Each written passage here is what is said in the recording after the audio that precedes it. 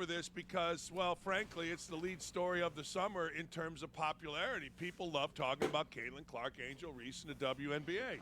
So let's do it. Safe to say this is obvious. Not having Caitlin Clark and Angel Reese on Team USA on the United States Olympic women's basketball team impacted the viewership of the Olympics, of the gold medal game, in particular drawing the least crowd, the least viewership since 2008. This goes back to something I'm incredibly annoyed with.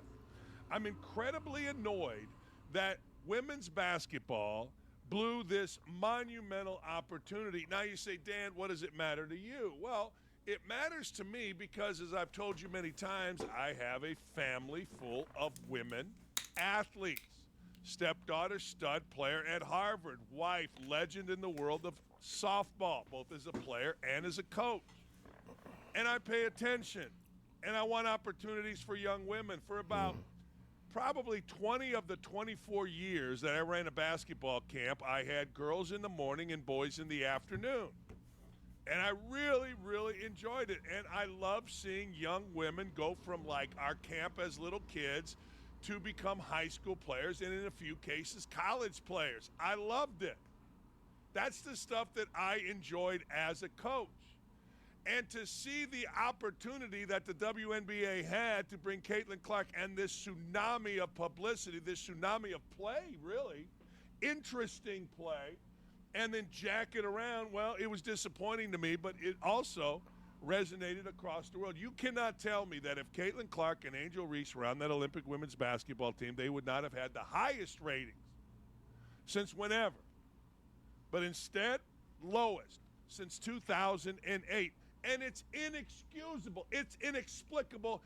Jealousy, envy, ego, pettiness. As Michael Thompson so adroitly pointed out, Jeep. And we saw it. And a commissioner that wasn't smart enough to see this tsunami coming and prepare for it and expand it.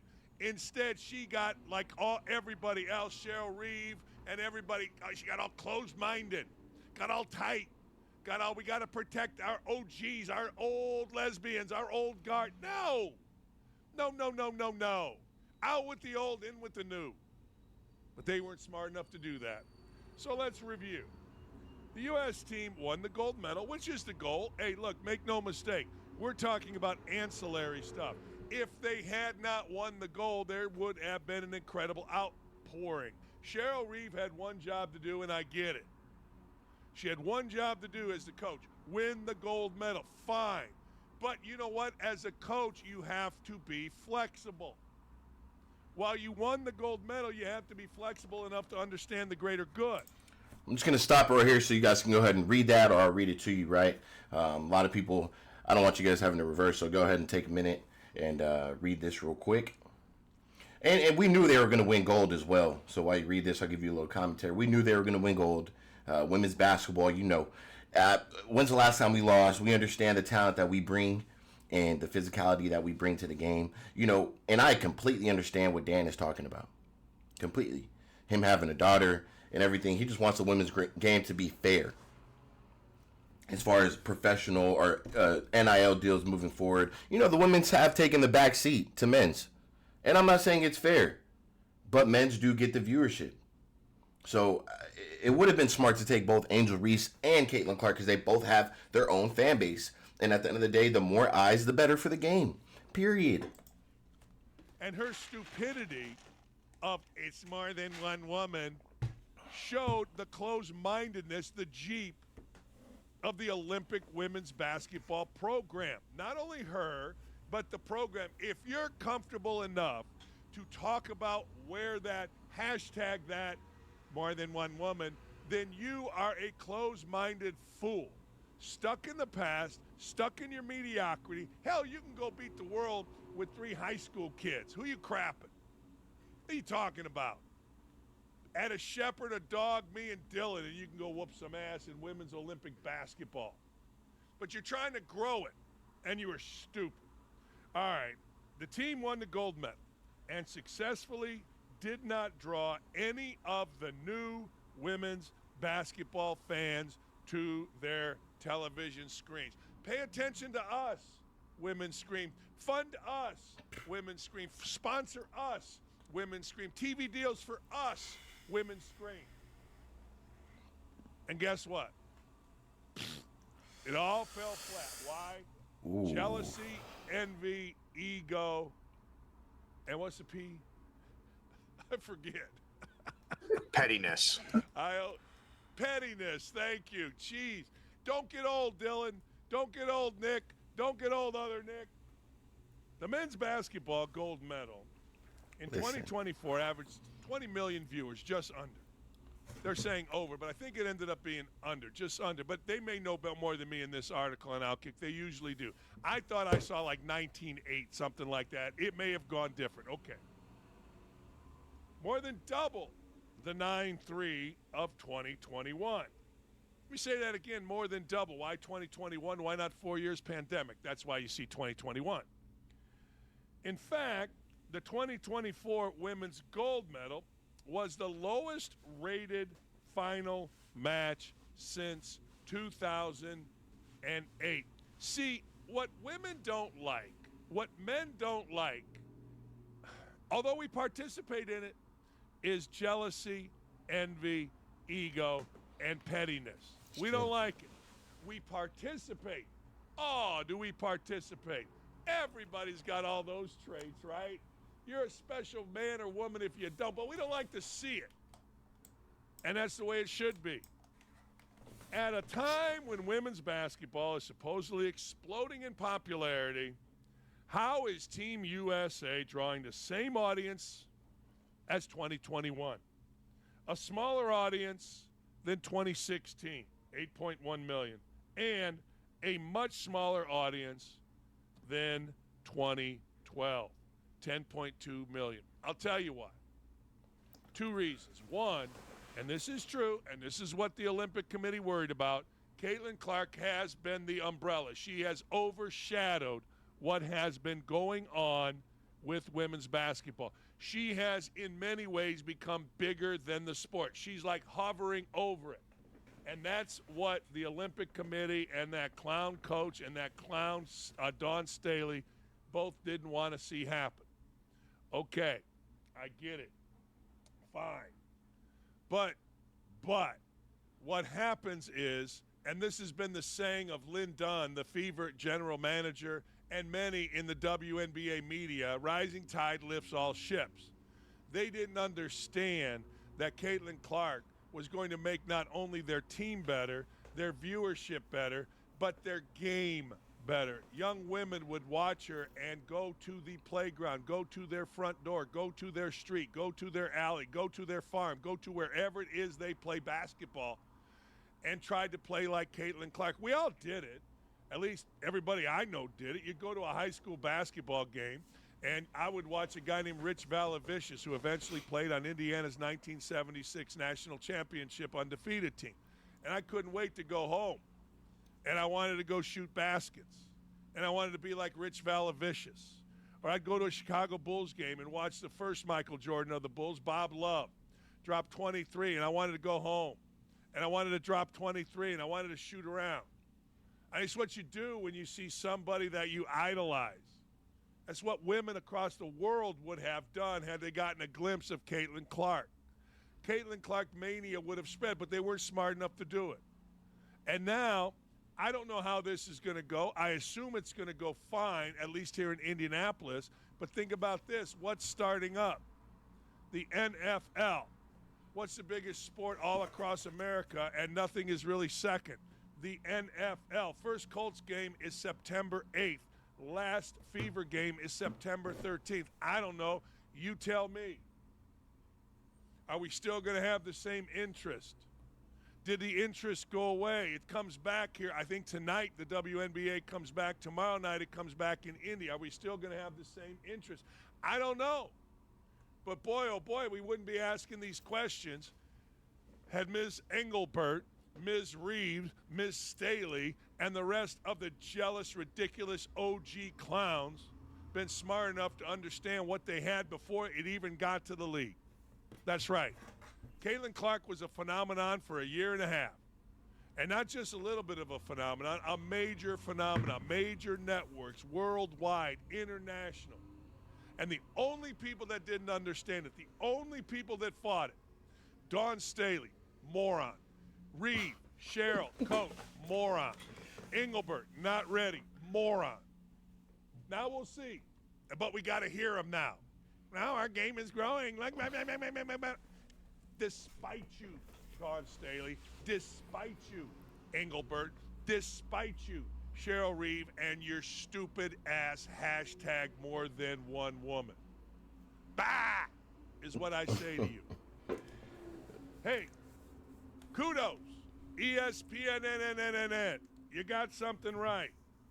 I'm not going to say what the Flying Knicks and Knicks put in there.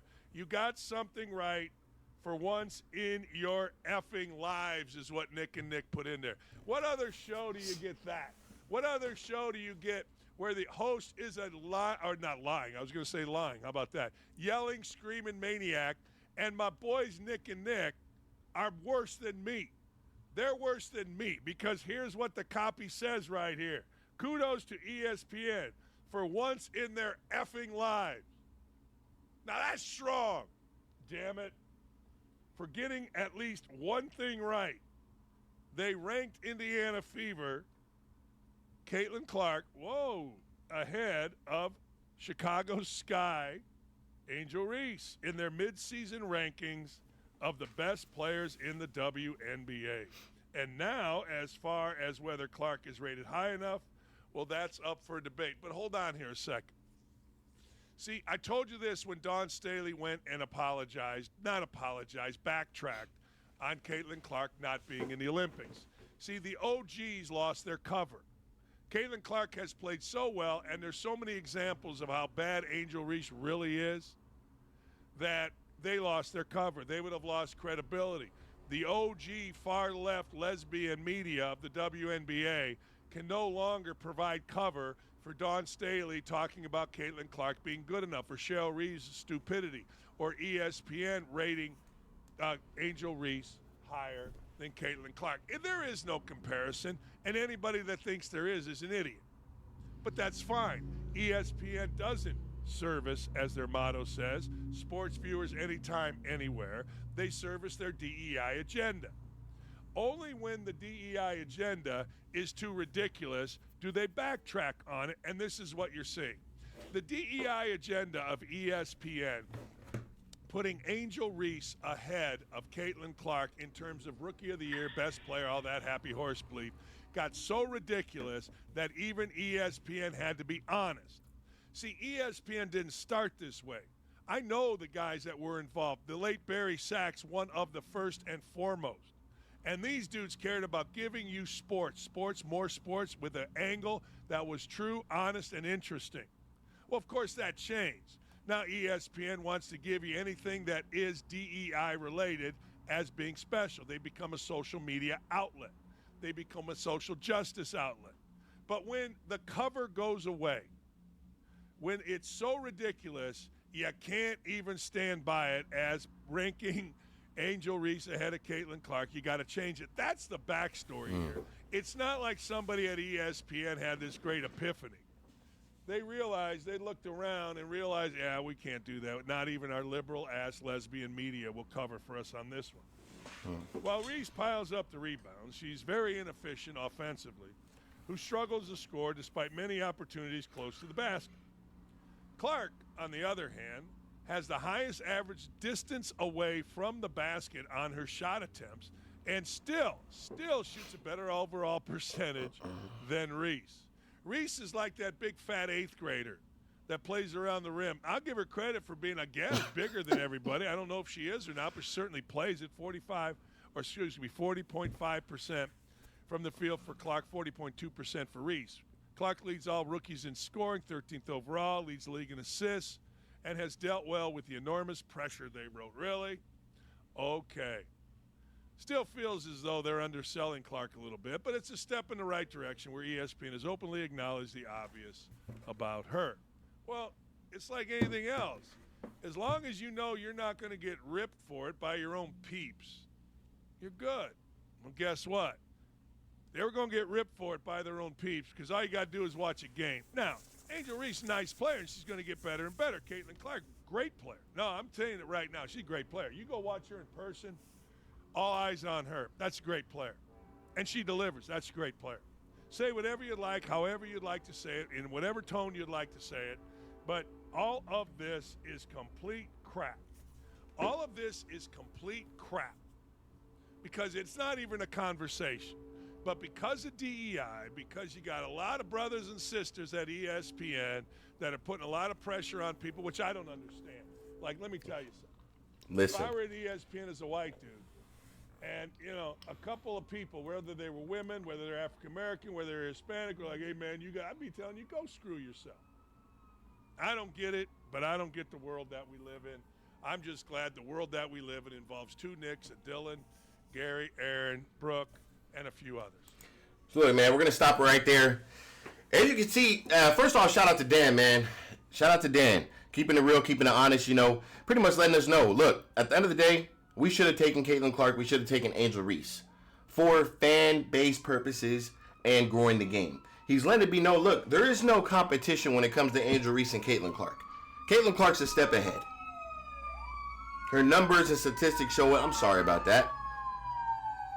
Something must be going on. Her numbers and statistics are way ahead. Angel Reese, you're great. But when it comes to offensive skill set, there's a separation between Caitlin Clark and you. Now, as far as growing the game, obviously we're going to keep talking about it. Team USA, the numbers, everything don't lie. No matter what you guys want to say, yes, we won gold, but the numbers do not lie. We need viewership. If you guys want to continue to support the girls, all girls, we need viewership. So yeah, Taurasi, Gray, the older heads should have been out of there. Bringing Angel Reese, bringing Caitlin Clark. Even if Angel doesn't play, do her how they did Holly Burton. Maybe put her in a couple minutes here and there. But you got to have Caitlin Clark and Angel Reese on that team. Viewership would have probably been, it would have broke numbers, bro. It would have broke numbers. Seriously. And then now we got more viewership to the WNBA. And now the WNBA, it gets its chance to finally, we have the opportunity to finally turn things around for the WNBA. And we're blowing it. We're blowing it. He's right. Put Angel and Caitlin on the team. Bro, as far as Caitlin Clark, she belongs on that team as far as skill set. She could play with that team. She could run the offense at the pace it should be ran at with that type of talent on that team. Not just playing loosely, just looking for Stewie and Asia. Yes, those are great pieces, but we got to run an offense. We were going to win gold regardless. We need the young talent with the social media presence. That's what's growing the media. Social media presence. If you look at Caitlin Clark, she's like the Curry. She has that type of power. You know, everybody wanted to be like Curry and go play outside and go shoot those long threes and wear those jerseys and, buy shoes. She's got that effect. She's got that effect, bro. Angel Reese, she has her own fan base. We need to combine the fan bases together and grow the game entirely. It's not about this person versus that person. We know who the better basketball player at this time is, but at the end of the day, I think we need to forget about that and worry about getting this WNBA to the right audience and attendance and ticket sales and have bigger arenas and more teams and more games for the year. That's what this should be about. The NBA has 82 games. WNBA has 40. Next year, they're going on 44. In order for this thing to grow, it has to be a collective thing. It can't be, I'm protecting the OGs. Every time I hear Cheryl Reeves, Swoops talk, everybody's worried about, don't forget about the old. Don't forget about what the league already has. Well, guess what? The league, they've already been in the league and nothing's changed. Guess who's changing it? The new heads, the new ones coming in. They got the spark. They got the fans. So yeah, man, I think they dropped the ball and we're gonna keep talking about it, bro. We're not done.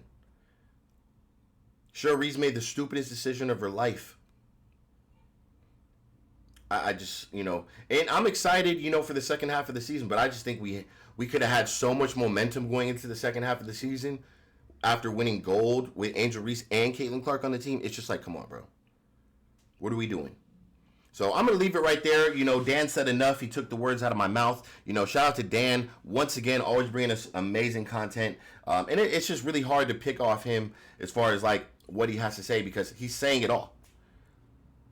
So shout out to Dan. If you guys haven't, man, check out Outkick. I appreciate you guys. If you have not, sub up to Game Day. I appreciate you. I'll catch you on the next video. Out of here.